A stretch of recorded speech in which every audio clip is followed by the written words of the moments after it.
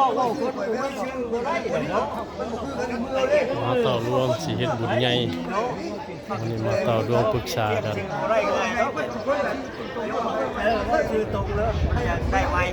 ประชาชนมาต่อรวมกันมาต่อรวมลมมาปรึกษากันว่าสิเฮ็ดจังใดบุญใหญ่มอใกล้สิถึงเนี่ยอยู่วัดบ้านโคกใหญ่เฮาวันนี้เป็นมื้อเต้ารวมประชาชนทั้งเบิดบ้านนั่นแหละเนาะมาปรึกษาหารือกันว่าสิมีหยังนี่ก็ยังบ่ฮู้ชัดเจนว่ามีหยังเบิ่งเนาะแววๆก็คือสิแม่นลำเรื่องบ่หรือว่าแนวใดแหละยังบ่ฮู้ชัดเจนพี่น้องเอ้ยยังบ่เอกสารกันครับตอนนี้กำลังเข้าเรื่อง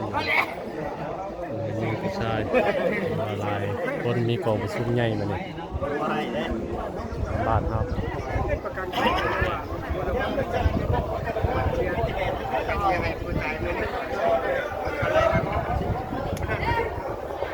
เสียงเลยยังบ่แล้วอยู่โอเคพี่น้องติดตามตอนต่อไปเนาะว่าสิลงเอยกันได้ใด